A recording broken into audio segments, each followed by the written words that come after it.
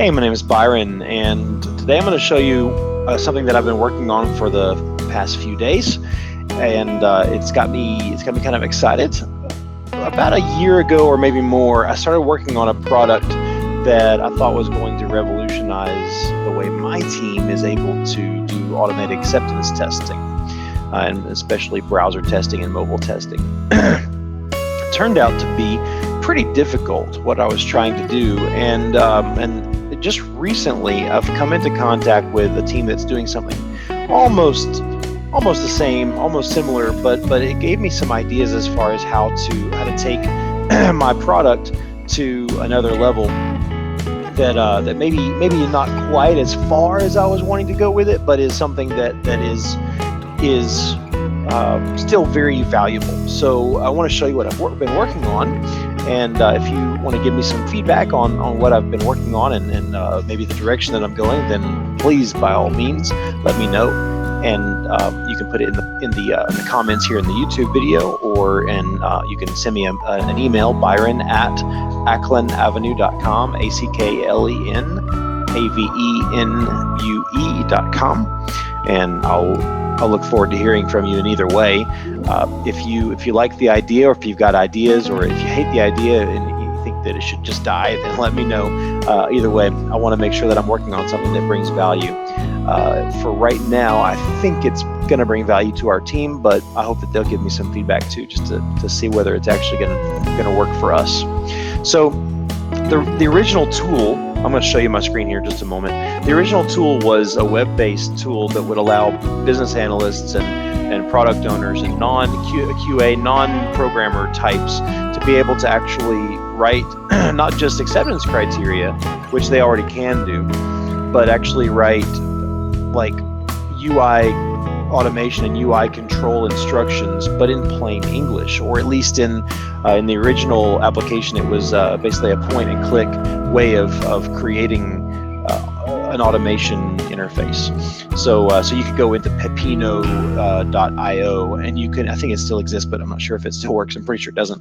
But you could go in and you could say, okay, this given an authenticated user are these 3 steps. So go to this URL, type in this username, type in this password, click the submit button.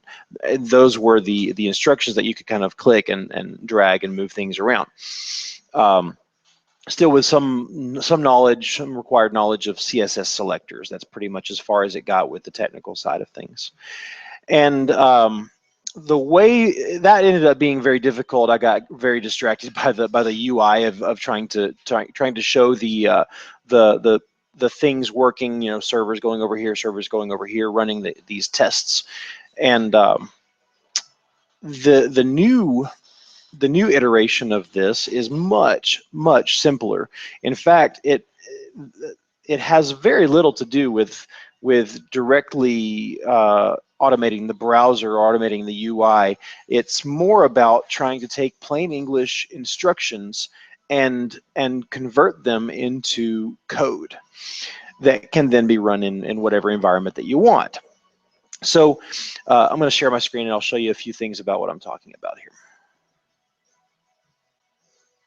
So what I'm showing you here is my development desktop, and just to start off, the Pepino language repository in GitHub is basically what I'm using to help define the language that I want to use for these step files. So you've seen probably a Gherkin feature file before, where it's got this kind of syntax.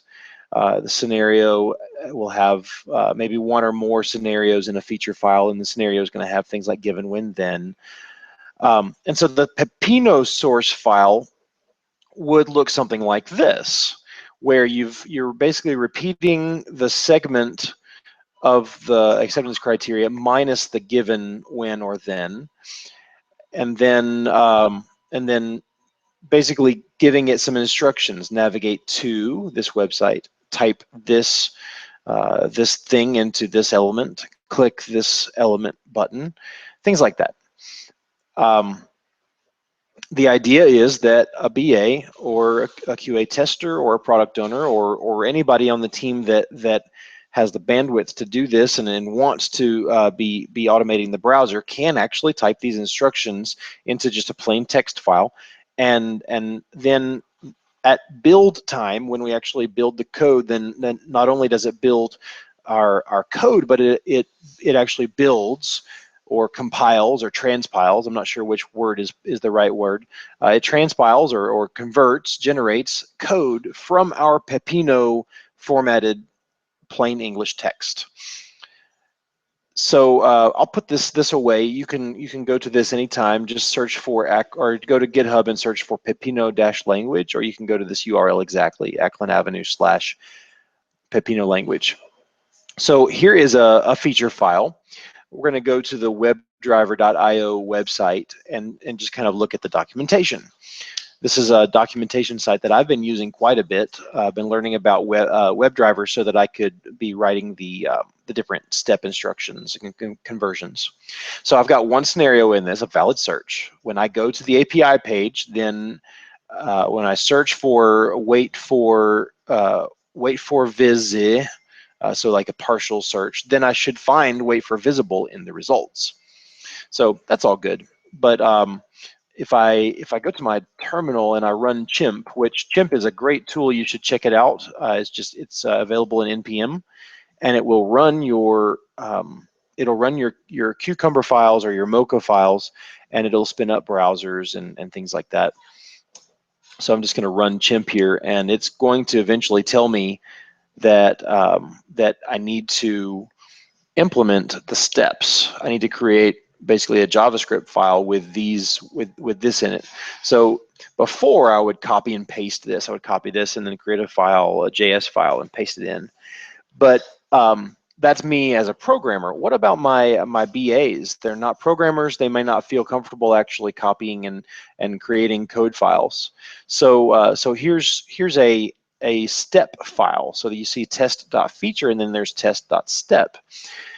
And the step file, by the way, sorry, I didn't mean to say that there's a correlation between test and test here. Really, this could be anything. It could be called anything at all. So this let's see, I think I may have given the API page. Let's fix that. Given visit the API page. Yeah. And so I have to make sure that they match in both places. Given I visit the API page. So that this one segment is supported by two steps, basically. Navigate to this website and click this element. This notation inside of the greater than and less than is standard WebDriver CSS selector. So basically this is saying that find an A or an anchor tag that has the text API inside of it. So then I search for this, and so the instructions are to type this into this HTML element CSS selector. And then it should find this in the result. So it's going to verify or assert that this right here, this text, is in an anchor element on the page somewhere. Well, that's nice, but when I run Chimp, or when I run any tool that is meant to run these tests, it's not going to find the steps. They don't exist yet. So what I will do now, I'm in a development environment, so so everything is still kind of raw, but I'm just going to run the Node app, and it's gonna generate right there. It's going to generate this test.step.js. It basically just took the same name and put a JS on the end. Let's take a look at it. So it has generated JavaScript code that basically is doing what I told it to do. So I told it to go to this URL and click this element.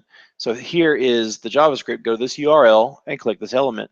This is the kind of stuff that my BAs on my team would probably feel intimidated writing.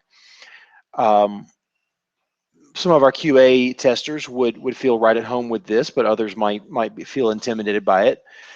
They would probably be fine writing this. Navigate to and click this. So as long as their syntax is correct, or as long as I've written the program, the Pepino app, to be permissive enough, then they can write whatever kind of plain English they want here, and then it should be able to convert that plain English into code. So it's doing it already. It's I'm setting the value for this element with this right here, and then it should be able to see this in there in the in an A element, anchor element. So I now have a step JavaScript file. I should be able to run chimp now, and it should actually run my JavaScript. So let's just see. So it opens the browser. It's going to WebDriver IO. It's going to click in the API link, takes us to the API page, and then it's going to type that into the search box. Then it's going to assert that it found wafer visible in the results. So it's working. That's for me, that's incredible. Now I know that it's my project, so of course I love it. But I think that if BAs and non-technical and our non-developers can generate this kind of text and get this kind of results, then I think that's going to be great for at least my team. So like I said, I'm looking for feedback and looking for confirmation of whether or not this is the right way to go. Look forward to hearing from you, and we'll see you next time. Bye-bye.